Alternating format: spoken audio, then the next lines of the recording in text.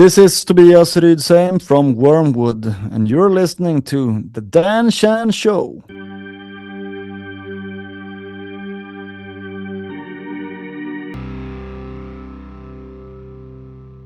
I have Tobias with me this evening from, to quote, Sweden's most distinctive and internationally acclaimed metal band, Wormwood. How are you tonight, mate? Hello, and thank you for having me. I'm doing all right. It's an absolute pleasure to have you here.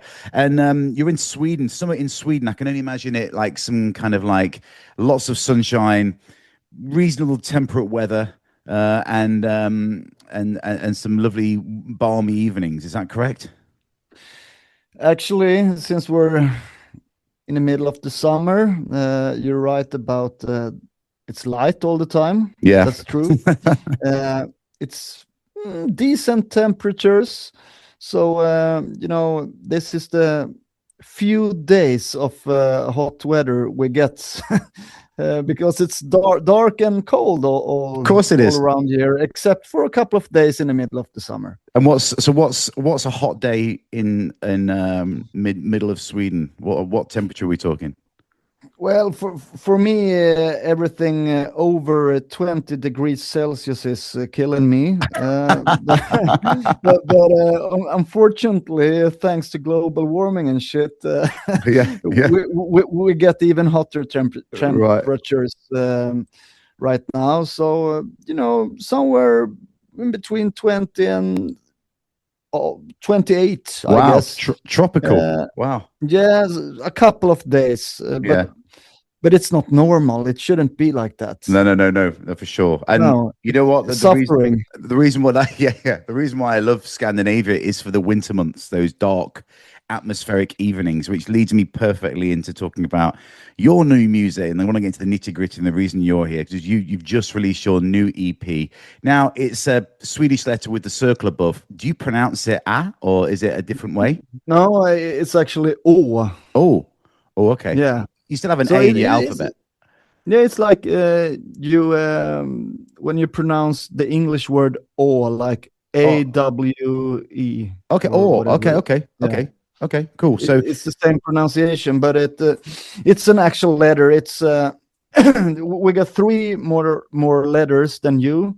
O, A, Ö. So O is with one dot over the A, and the A is two dots over the A, and is two dots over the O. Right. Okay. So what does it mean then from the EPs? Why did you choose this O?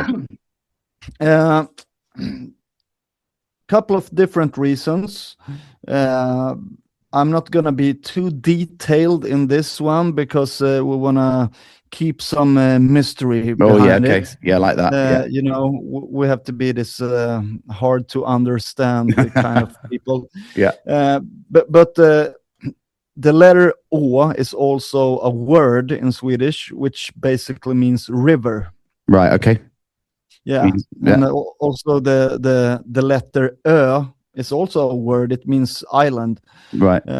But in this case, it's river, and within the first song on the EP, there's like some kind of symbolism to a river. Yeah. So it's kind of loose connected together. We got more mysterious reasons for naming the EP O as well, but is that a band secret? Maybe it's for fans and listeners to make up their own. Okay. So for now, it's just called Deal With It. Yeah, I'm dealing with it. Don't worry about it. Don't worry. So tell me about these two new tracks. Why we got an EP as opposed to an album. Why this release? I mean, it's awesome as always from you guys, but why these tracks? Thank you very much. We released the full-length album The Star a couple of years ago, and when we finished that album, we immediately started to talk about what's next, and at the same time, we got this new drummer in our band, Simon. And we wanted to incorporate him into the music on record, as fast as we could. Cement him in, glue him into the band. Yeah, I like that. Yeah, as soon as possible. So that was one reason to just release an EP, get him into the band for real. That's nice. But also, it's a concept EP, you can say, and almost all of our releases are in some way or another conceptual. Yeah. And this concept didn't really fit into the last album and will not fit into the upcoming album, or future album. So we wanted to just, do a little experiment and get something out there, and a video to tell another story. I can by now tell that we're working on a full length, excellent, which will be something totally else. So of course, well, I expect this kind of concept. Me and the singer Nine, we've been discussing this dark Stockholm stories for a while. Something that felt very real and authentic.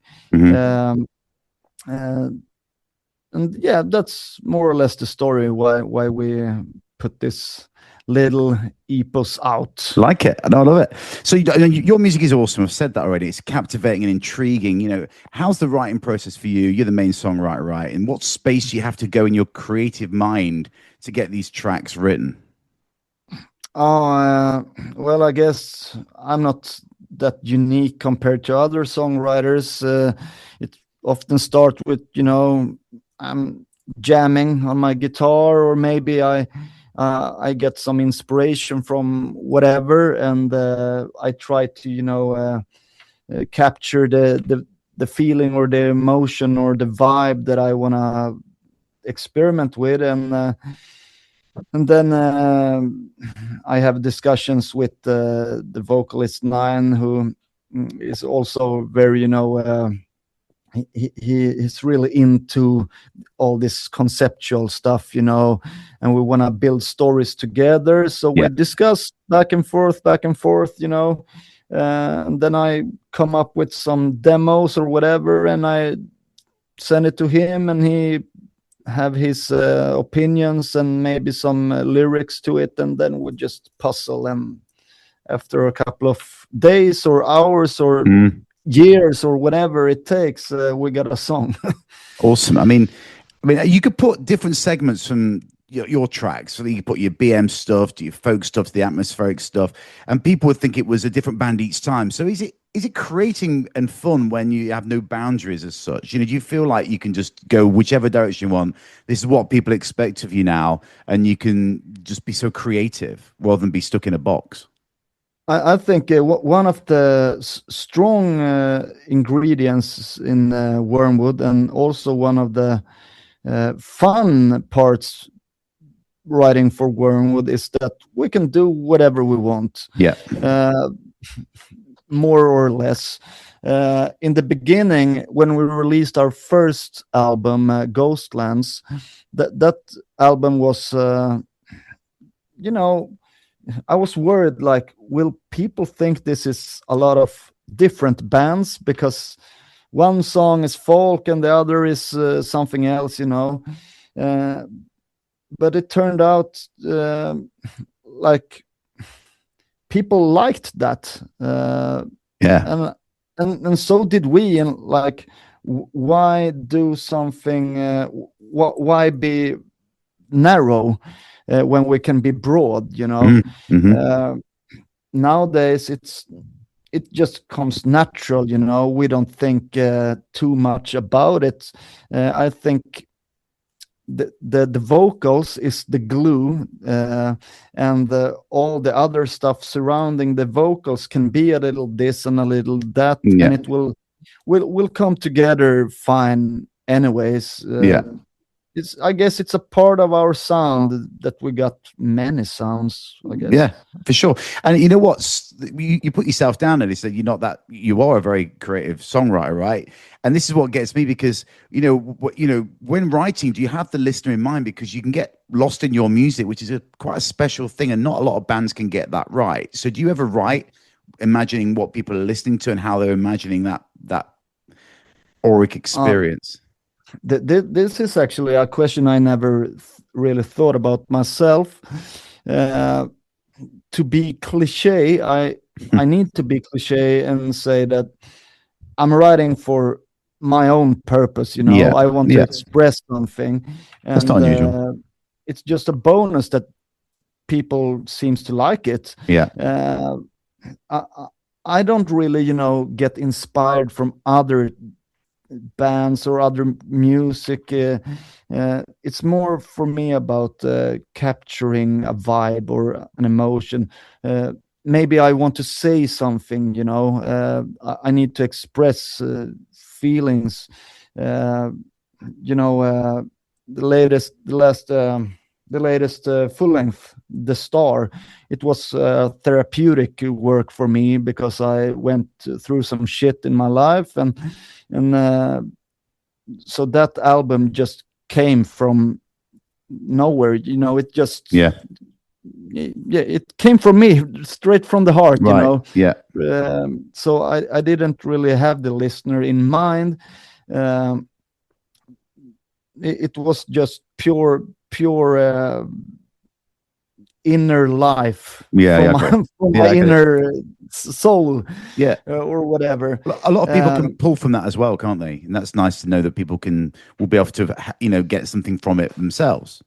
Well, with all this said, it's extremely humbling, to hear fans and listeners from all over the world, expressing good things about the music.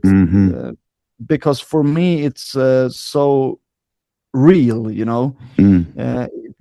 means so much for me as a person. So if it can give anything to anyone else, well, thank you very much. And I'm really humbled and thankful for that. But I think for me, as also, like, whatever kind of art you do, if you're a painter or a musician or an actor or whatever, it must start with yourself, to be honest. Especially within all these kind of genres that many of us consider as real. The opposite might be the Eurovision stuff. It's just a product made by professionals that know exactly what they're doing. Like it's a manufactured product, of course. But in this kind of music, it's more like fuck, the world is hard. Let's write it. Let's capture that shit. I got you. And make something out of it. So you mentioned about the concepts of your music. Can you give us a little bit of an idea of what those concepts are for people that don't know Wormwood? What are you writing about lyrically? Well, it's very diverse. From the beginning, we started out, with more like horror themed and space and the deep woods themed.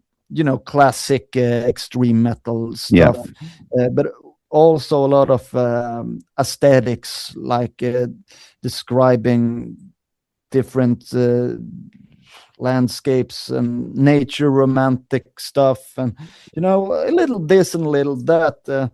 Then we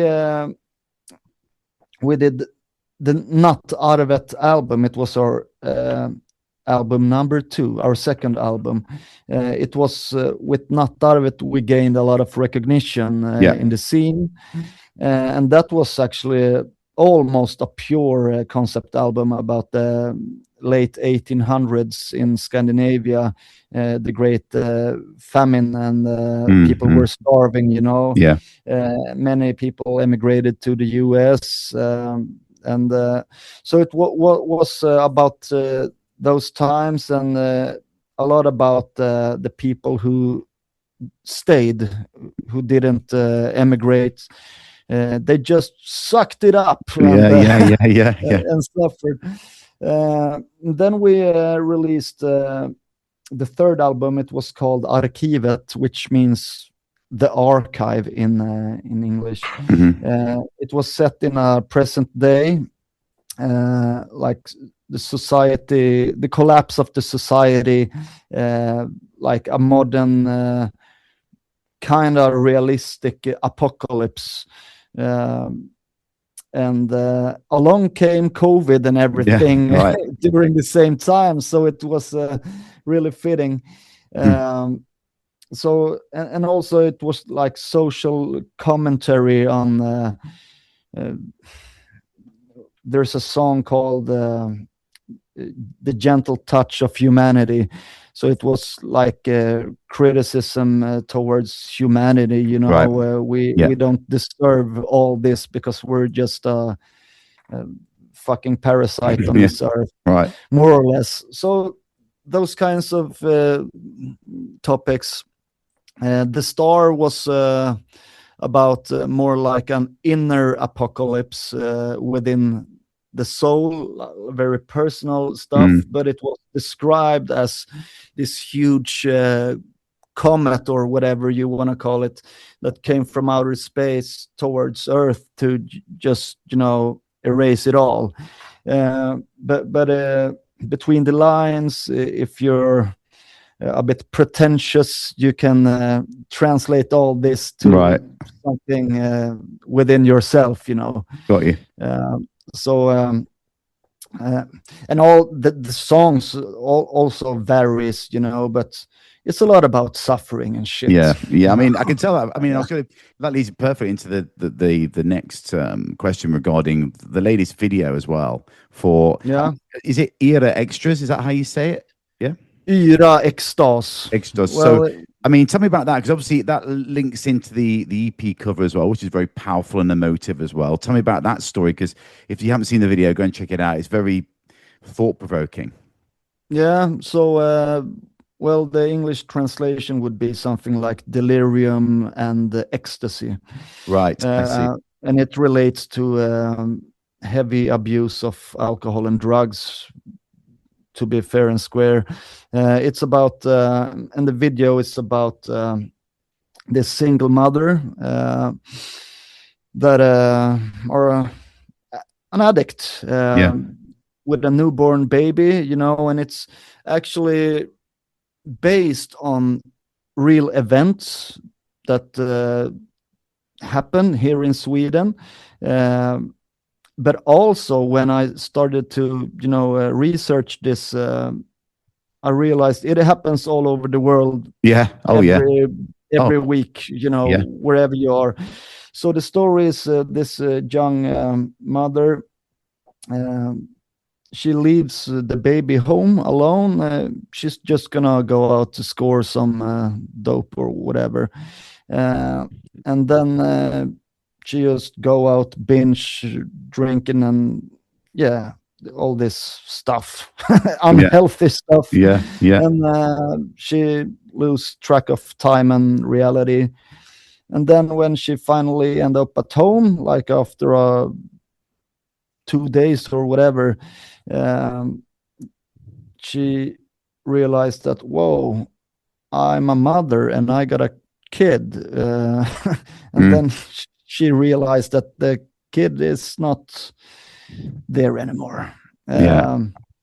So it's really, really dark. And I think for many of us, it might be like one of the most heavy and darkest topics you can ever imagine. Sure. Extreme metal has always been dealing with, you know, gore and monsters and war and guns and all this. But sometimes the real horror is in our society. It exactly the real things that keep surrounding us. It's much more scary than demons and dragons. Right. Yeah, that's right. And so go on, carry on, Tobias. No, I was done.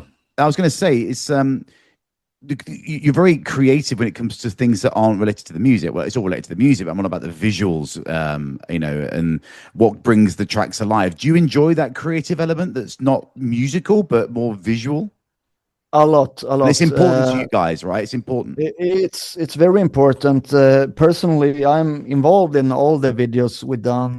Me and my friend from Svartna Film, who produced the video, we work together a lot on music videos for other bands, so I do that also as like a interest, just as music, and also the artwork and all the ideas for that. For me, it's not only about a good riff. I want the whole package. Yeah, for sure. Yeah, so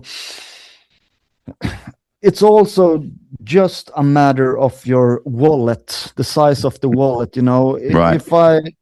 If we as a band had infinite, infinite big money, wallet, infinite money, I would rather produce like a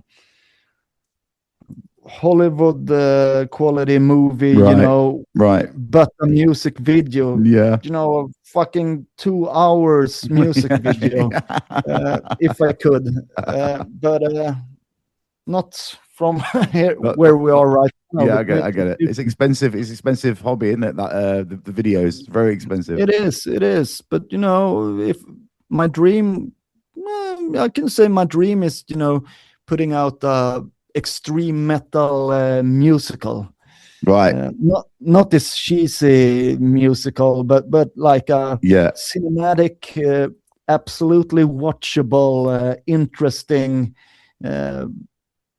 film, but a music film. I don't know. Yeah, that sounds good. Never heard that concept before. I like it. I like that a lot. So, do you mind going back a little bit and telling me about how the band formed? How did you got together? Were you friends? Because obviously, Sweden is such an important country when it comes to music. It's one of the most musically creative countries in Europe, and if not the world. Creates so many cool metal bands, Scandinavia as well. How did you get together? Why did you get into this level, this sort of like influence of music and this genre, etc.? And were you friends, or did you kind of bring it all together yourself? Yeah, I'm gonna start to agree on that. Sweden, especially within the extreme metal world, we got a pretty good reputation internationally, and that's also fun because we're a small country. We're not so many people. We're like 10 million people, right? And the actual community of active metal musicians isn't that big. If you dig down the layers, you'll soon find out that they're all connected in some way. Right.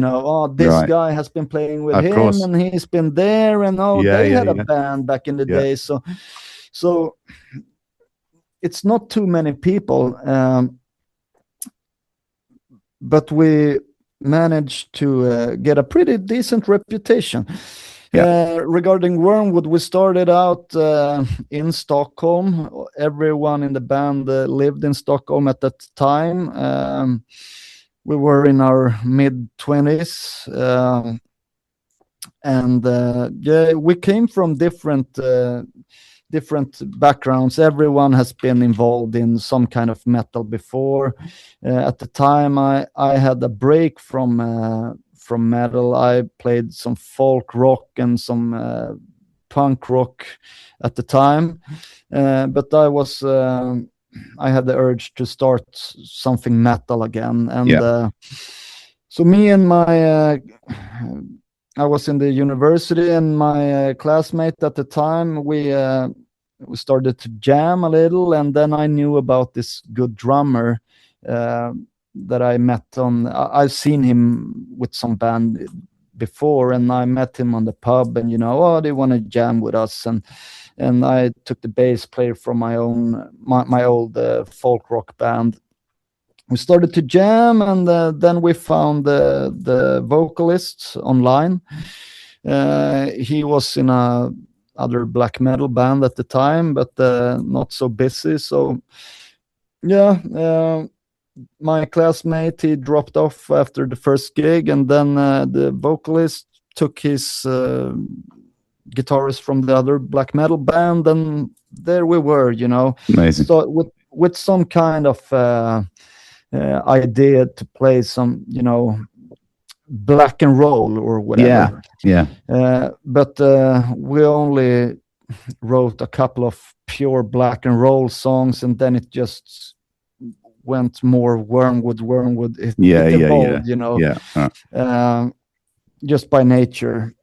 It's been a couple of lineup changes since then, but me and the vocalist has been there all the time, and I have to consider also the other guitarist as original because he came very early.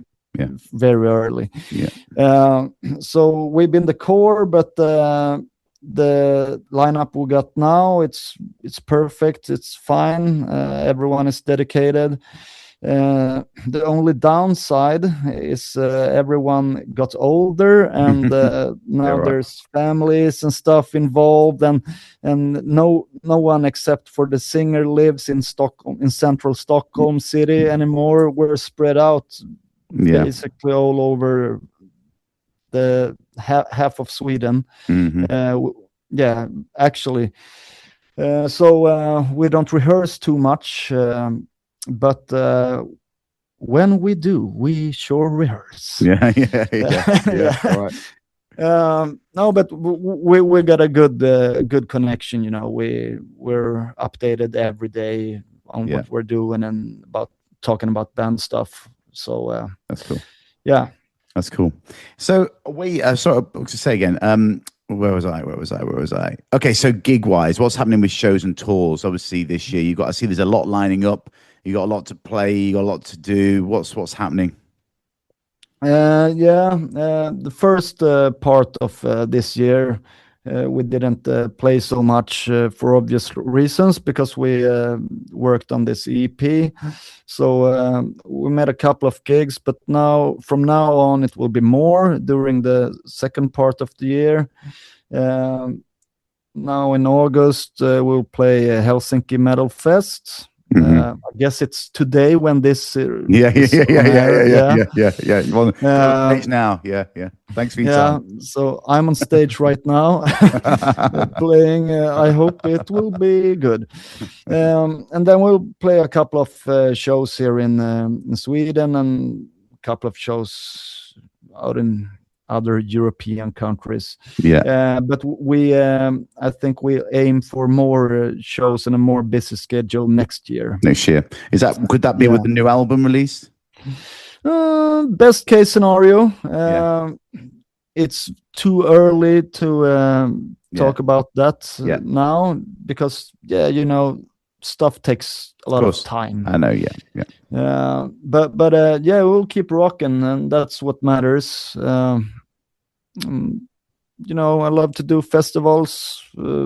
Bring them on. Well, I was going to ask. That's perfect. Because I was going to ask, what do you prefer, studio or stage? Very creative songwriter, or do you prefer getting those songs out to the masses and seeing people enjoying it?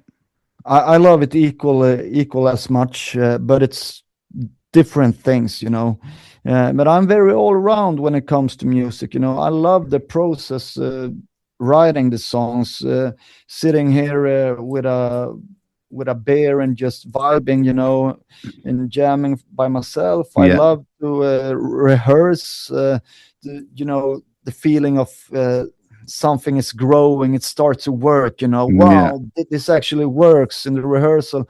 I love being in the studio. That's my world, an experiment, with all these different sounds and tweaking and changing stuff, this melody could be more, let's make it fit better to the drum beat and, all these details. But of course, being on stage, playing a good show and see a happy crowd, that's the adrenaline rush. Of course, That's the ultimate payoff. For sure. yeah, we can put out music online and people can write whatever they want about it, and sometimes they say good things, nice things, and that also gives me a kick, of course, but it can't really compare to see it in reality, on stage. Of course. So, do you ever go looking for reviews and things like that, or do you kind of avoid those sort of things? How do you mean? Well, I mean, like if you put a music video out, do you go and read the comments? I used to be reading, the first 24 hours, just to see like the first reactions. The vibe, the first hit. Did we do something good or something bad? Because you never know. Yeah. But then after so many, I just let it be. When we released the latest video, I read a little there, and then I was like, oh, what about the older stuff? I haven't checked it out for years, Yeah. So I had to read a little there, but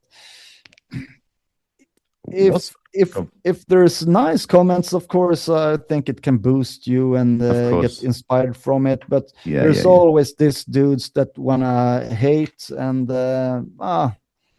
that's also good reason to do it. Yeah. Both. It's a reason to just ignore it also, I think. I was more interested in that when I was younger,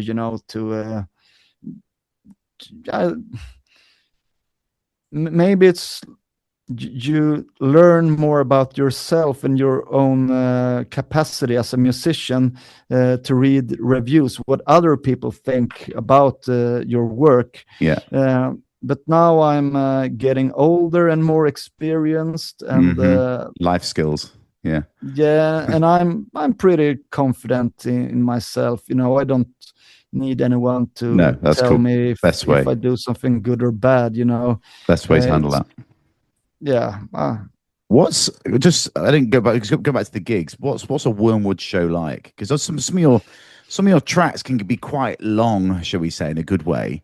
How, if you had a festival slot of 30 minutes, how do you manage that? And what's the energy like for Wormwood? Because I've not seen you yet. I will see you at some point, but that could be actually a problem sometimes, because we got a couple of songs that were like, we must play them. And sometimes those songs are pretty long.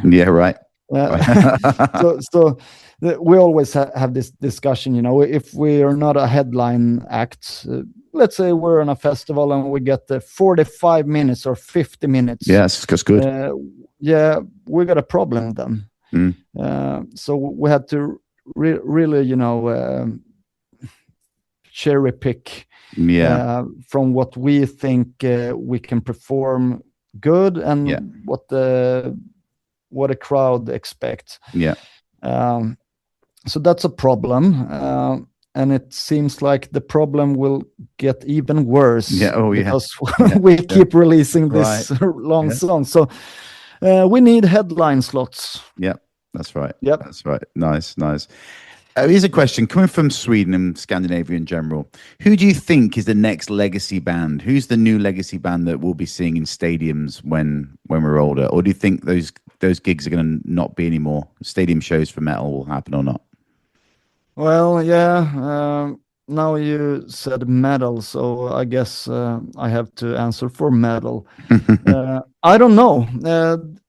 There's a lot of bands that reach like the mid layer. I don't know if there will be Iron Maiden or Metallica, for a couple of years. I think also it depends on the trends in society, the musical trends. Metal is, at least from my experience, it's a strong movement, but it's kind of back into the underground again. In favor of other musical styles, that is promoted much more than metal. But metal also in our countries here got a good, it's very accepted, Yeah. Most people got some kind of relation to metal, even though you're not a fan. You got a son or a father or a friend who's into metal.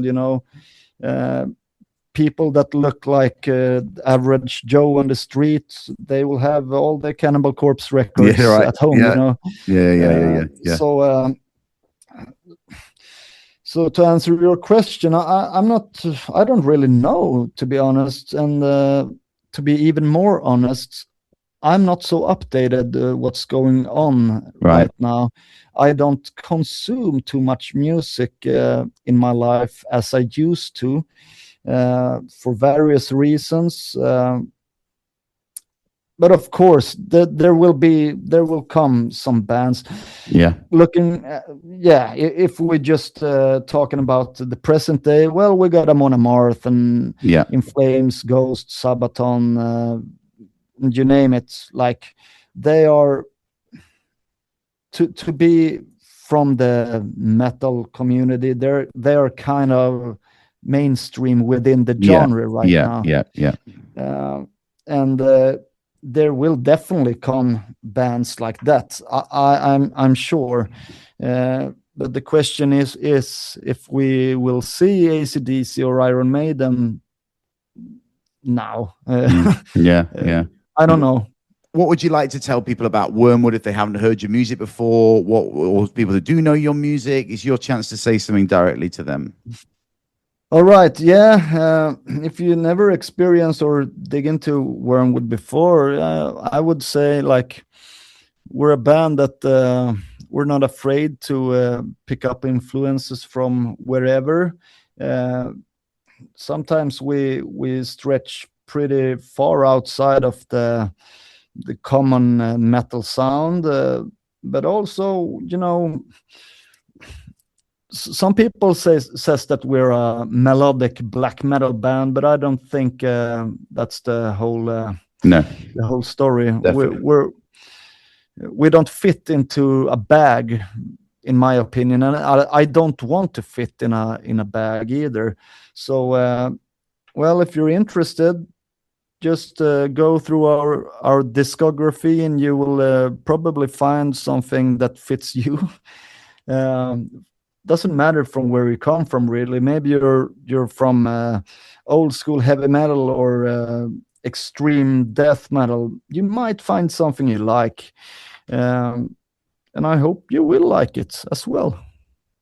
Absolutely. Great stuff. Listen, Tobias, thanks so much for the chat. Fascinating chat.